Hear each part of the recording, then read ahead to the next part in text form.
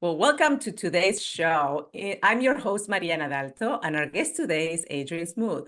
Adrian is not only a seasoned real estate investor with over 2 decades in this industry, but he's also the author of the bestseller, How to Buy Mobile Homes.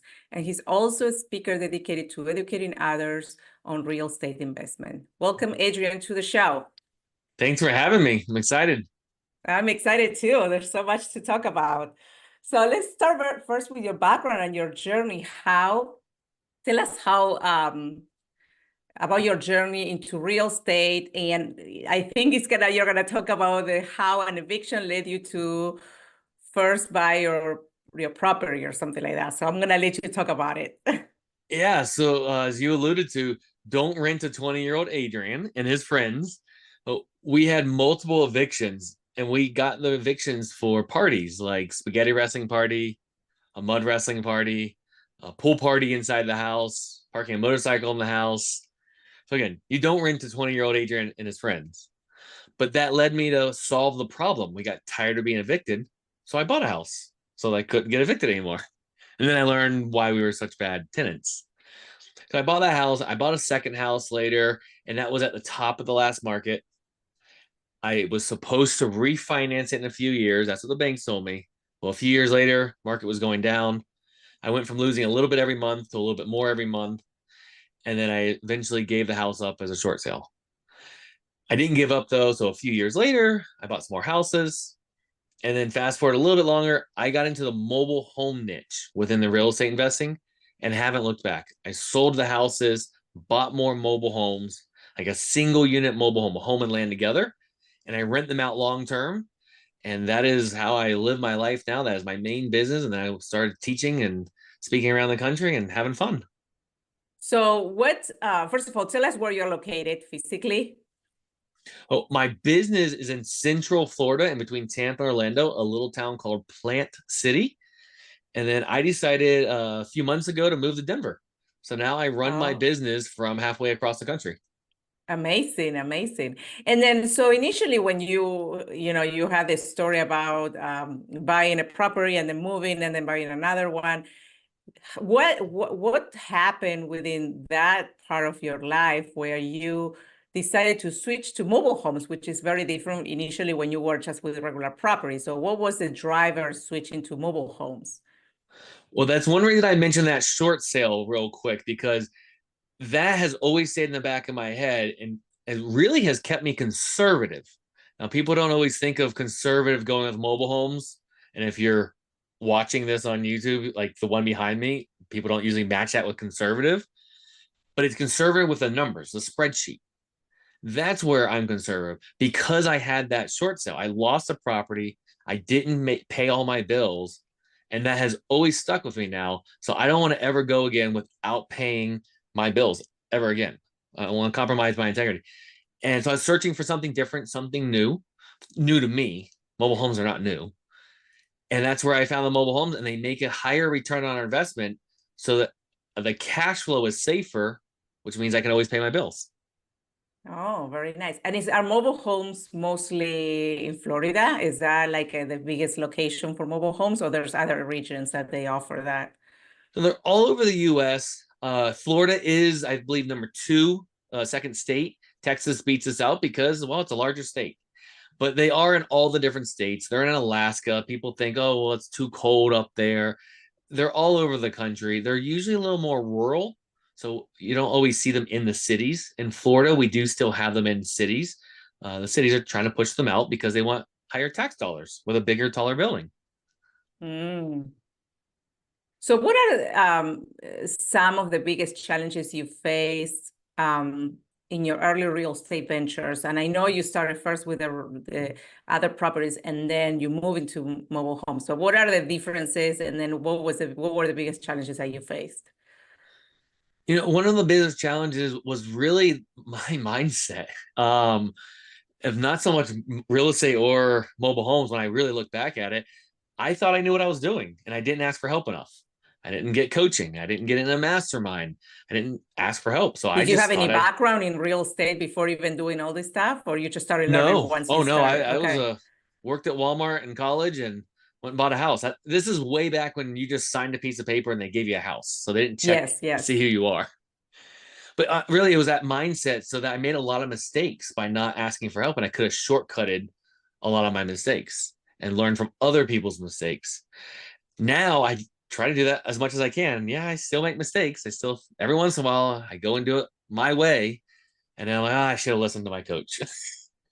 Well, But but at least now you have a coach, so that at least you're paying yes. more attention that Oh, like you I've got used to multiple have in the coaches now. past. I typically have 3 or 4 coaches at a time. That's great. That's awesome. And then, so what was like, I know you probably made a lot of mistakes. So what was the number one mistake that you remember that it was like so crucial and really, really mark your changes back in the It was that past? second property, the house that I bought, losing a little bit every month. And the entire plan was for the economy and the market to go straight up. So that was completely out of my control. If I would have bought with numbers that I could at least make money, $50, $100, I like to make more than that a month, but make money, not pay every month. I was paying about $200 every single month to keep the house. And eventually I just couldn't keep that up because I had also lost my job because of the recession. Mm-hmm. So making sure that it always makes money. If the upside appreciation, to me, that's bonus. That's a lotto ticket.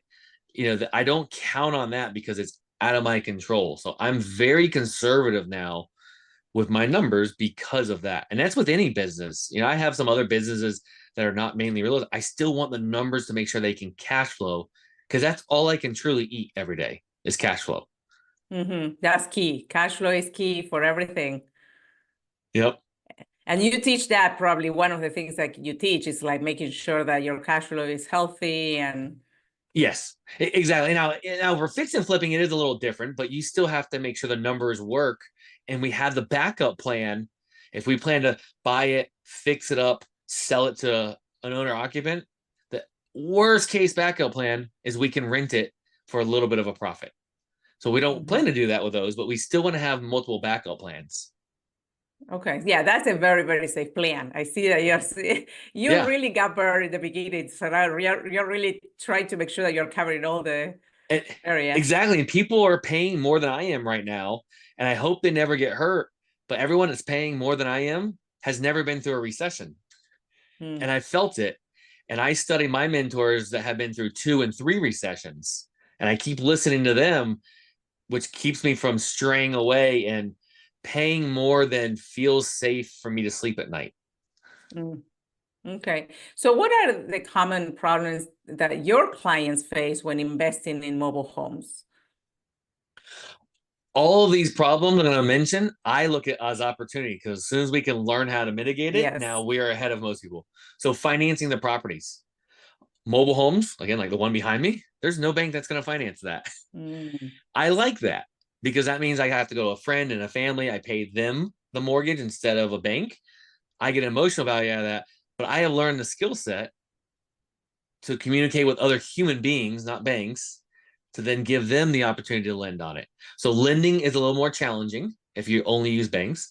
The stereotype, I mean, that's the biggest piece of it, is we have a stereotype because the movies and Netflix specials and country songs have made fun of trailer trash and how bad the mobile homes are. Well, once we educate ourselves, we get past those negative stigmas. Insurance is a little bit of a challenge.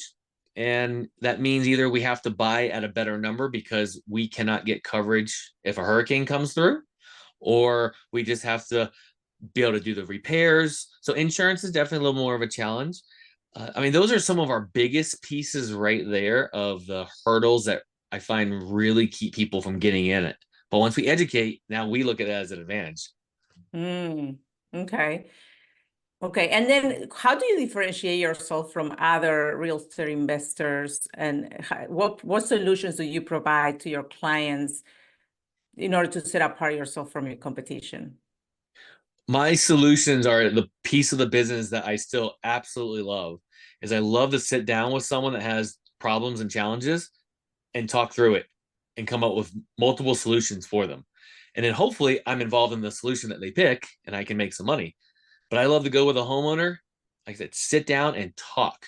I schedule 3 hours in my calendar to go look at a property, not 5 or 10 minutes. And we're going to talk about everything. I'm going to talk about the pillows on the behind you there and the plants. And I'm genuinely interested in different parts of people's lives. So we build some rapport. And then eventually we'll get to the home and we'll talk about, like, why do you actually need to sell this?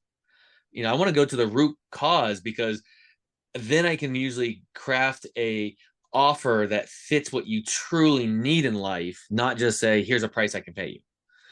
So that's what I love doing, is that piece. And that's how we are a little different, is that. And then another piece is I wear bright yellow. I'm known around the country for wearing bright yellow, and it's a memorable thing. People, and it's bright. It's your It's like your branding. smile. You have that big, happy, joyful smile right there. The color, this bright color yellow, is similar to that. Yeah, I love what you say initially about the why, because a lot of people might think, okay, this is what I need, this is what I want, but it's good that you explore and you really go deeper into the why, because they might not know that that's really what they really want, right? So Exactly. exploring the why and asking questions will help understand, is this really what you want, or the type of house that you want, or before you even go ahead and start advising them on making the investment, right? Exactly. I'll give you a quick example on that. We had a lady say that she wanted to sell her house. It was an investment property. And I said, really, why would you want to sell this? And the real reason, her husband passed away and took care of the rental properties. And I was like, well, if you had someone taking care of it, would you still sell? She said, oh, no way I would. So we are renting the properties from her very long term with the right to sublet it out. So now she still gets her appreciation to go up. She gets all her tax benefits. She gets some cash flow without doing any work. And then I get to make a little bit of money by subletting them out. Mm-hmm. And so I don't have any right to buy the property. Maybe she sells them to me one day, maybe she doesn't. But I solved the problem on what she really wanted. I could have just said, yeah, just sell it to me. But I believe in Yes. actually finding their problem. And I believe in karma, it comes back around, whatever you want to actually call that. Just doing good to other people, and it'll come back to me. Yeah, but it's good. I mean, you really helped her in what she needed, and she just didn't have clarity that it was other solutions to her problem, right? Exactly. Yeah. So for someone who is new into mobile home investment, what advice would you give them to starting out and in exploring this space? Well, I mean, I'm going to Because I shamelessly mean, plug my unless book. you are an experience, like And I if was going you to say, I'm going to haven't. shamelessly plug my book of Oh, how to buy nice. mobile Yes. homes. But, yes, read it. It's great. And then go just look at mobile homes. If you've never been inside of one, find one that's on your local MLS or on Zillow and go and look at it. We learn, and by touching and feeling and looking at something a little bit better. I mean, the book is great, but you still can't go and buy them without going to a home. So get some education and then go out there and take some action with it. It doesn't even have to be one that you think you're going to buy, but going and looking at one will build your confidence up as well. So what's just to make sure that the listeners heard about the books, what's the name of the book? How to Buy Mobile Homes. It's just like my shirt. It's bright yellow. It's Okay. Amazon and anywhere else that books are sold. I let Amazon do all the Excellent. hard work of printing it and shipping it.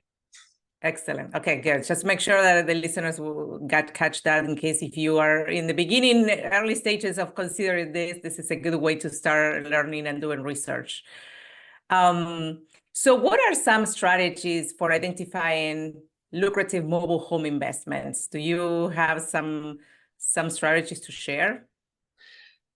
Yeah, so I like to break mobile homes up in kind of two eras. So the 1960s and 1970s, those are our really old mobile homes. They fit a little bit more of the stereotype of they don't appreciate, and putting some air quotes on there. There's no value, quote unquote. And the actual structure, that's a little bit more true. And then we have the 1990s and newer. So those are a little bit stronger structures. They're better quality. They can get some bank financing. And the 1980s are a transition year. So quickly, on the 1960s and 70s, I want a really high return on my investment because we're not really going to get appreciation. We have a little bit higher liability because the quality is not as well done. We probably can't get insurance, depends on parts of the country. So you see the risk is coming up a little bit. So that means I want at least a 20% return on my money. A lot of times I go for closer to a 30%. because there's less competition there. So there's just simply supply and demand. And I just took on more risk because I can't get covered if a hurricane comes and takes it away. The Yeah. fire happens. So if I'm willing to take that risk, I need to get paid. Now, the other side is that, like I said, 1990s and newer, those are stronger. They can withstand a hurricane better. I can get some insurance on those. And the land that they sit on typically is worth a little bit more. This is not always, but they just, because they're newer, they've been placed in different areas of my counties. So I can typically have some land value. So if a hurricane does wipe it away and insurance pays me, I have some land value. So those I'm usually still looking in the teens. So maybe 12%, 13, 15. Obviously, I always want more because I am in to make money, but I can, we'll say settle down to a lower number where I'm at today, because today I'm willing to take some equity. When I was in mega growth mode, I didn't want equity. I would have sold that to another investor because I wanted only cash flow. Now I have a lot of cash flow and I want a little bit of equity. Okay, that's good. A good balance, a good change for when you Yeah, see your business grow, right? exactly. And I don't know what I'll do in 3 years. Maybe in 3 years I have kids and I need more cash flow because I have more mouths to feed. We don't know where we're at to make that decision. Yeah, that's good. You're adjusting based on your goals and how things are going with the market and your business. That's good. And then, so if you could start your real estate journey again, all over again, what would you done differently? And I'm sure you have a lot to, you would have done differently. First, getting a coach early on. Yeah. I mean, yeah, that was actually one of the things that just came to my head. I would take action a little faster and ask Okay. for help faster. I love what my late friend Bill Murillo would say is take massive, imperfect action, which Yes. then makes me think, okay, we are planning to fail. So I love John Maxwell's book, Failing Forward. So Mm-hmm. that concept, well, if we're planning to fail, I added on and ask for help because we get up faster and stronger when we ask for help by someone else. So just taking that quicker action, I got stuck too long. And I wouldn't take so much action that I had no personal life and didn't do so fun, irresponsible. I would still have the pool parties and the mud wrestling parties. I wouldn't have erased that because it was fun, irresponsible, but it was fun. So yeah, Cool. I would do more of that. So then I would have set up now. I have a great life now, but I would be set even more. But there's always that balance or harmony I like of work and play. I don't like to have too much on either side. That's good. That's good. That's how you live life, right? Trying to find balance across every single area of your life, for sure. So let's switch a little bit on the type of speaking engagements that you typically do and the teachings that you do. Tell us a little bit about that. What type of topics do you typically teach and help people, and where do you do those? I've been speaking mainly last few years at real estate investor clubs, sometimes at conferences. Those have been where I've been speaking the most. I am doing more online now because there's only so much time I have when you travel everywhere, and I love traveling, but I did imply I do want kids one day, and I don't want to be traveling all over. So a lot of investment clubs. I do want to do other speaking besides just real estate investing because mindset I think is actually the backbone of any business, and I am very big in the mindset. I eventually I'll be speaking more on that. But so mobile homes is the very niche down, but then I also speak on real estate investing in general. And then I'm actually have live classes every few years. I have online instant video courses that I do. Of course, I've got my book, my audio book. So I have more of the evergreen education for in between whenever I'm like, all right, well, I'm taking some time off. And if someone still wants to learn it, well, they don't have to wait for me. So you have courses or webinars? What do you offer? So I have courses. They're instant video courses. So you click through on there, and then you get the video, and you get all the documents. It's all in there on my website, and that's every time. So when I do my live class coming up, actually in a few months, I pay a videographer to come in, record everything perfectly, so then it's an evergreen, so that everyone else that missed it can actually make the decision to get it later. Okay. And then I think you wanted to share with the audience a free resource. Can you talk about that? Yeah, so we talked about some of the myths here about mobile homes, the big stereotype one of the trailer trash. But I always think that that's the first piece of any new venture in business is to upgrade your mindset. So I've got a free PDF of the 14 myths about mobile homes, debunking them so that we can upgrade your mindset. It's at lifestyle-rei.com/MD show. And that's all lowercase right there, MD show.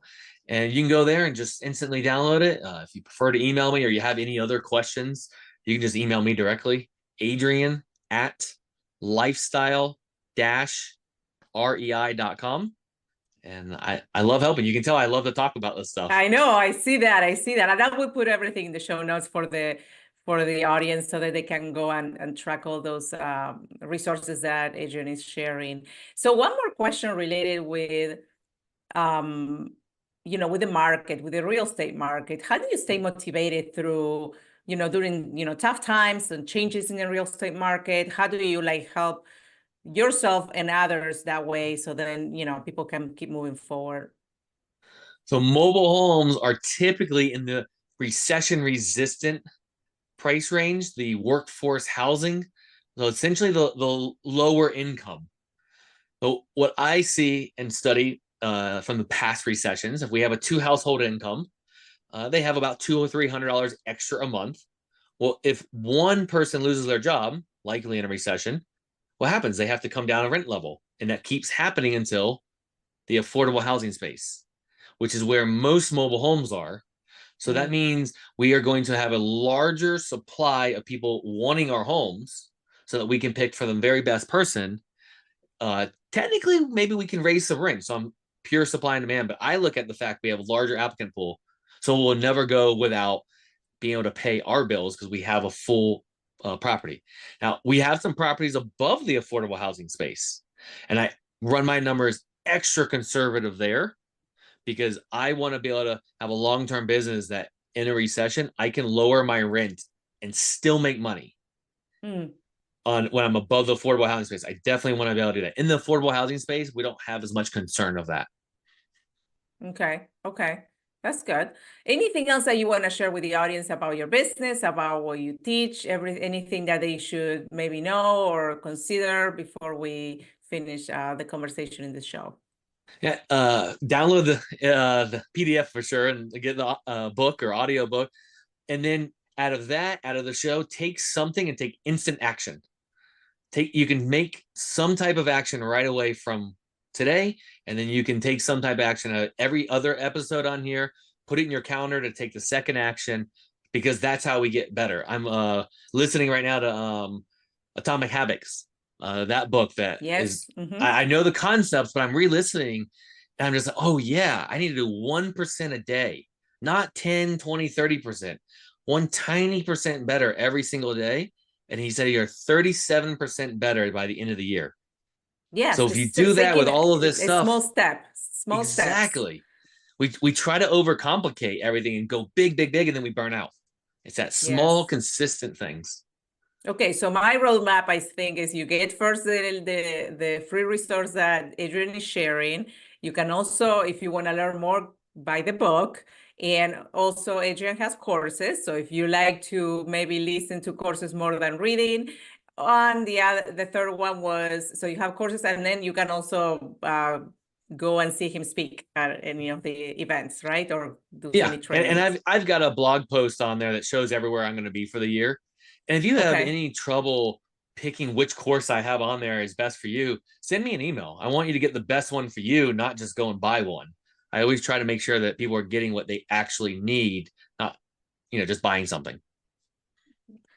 For the listeners, he's gonna ask you why. Okay, why do you want that? Why do you want to purchase this course? Yeah, because you put money in my bank account if you buy it, but it put more emotional value in me if you take action with it and it benefits your life. And that's why I want to set people up to go and benefit and have a beautiful life. That's awesome. Well, thank you so much, Adrian, for all the insights. Thank you for all the information that you provided to us, to the listeners. Thank you for joining us today. Thank you for the listeners to tuning in as well. Again, we will add all the information in the show notes so that you guys can track down Adrian with all the information and maybe start exploring a home. So thank you again, Adrian, for your time. For the listeners, please do not forget to subscribe and leave a review if you enjoyed this episode. Thank you. You're welcome. See you next time.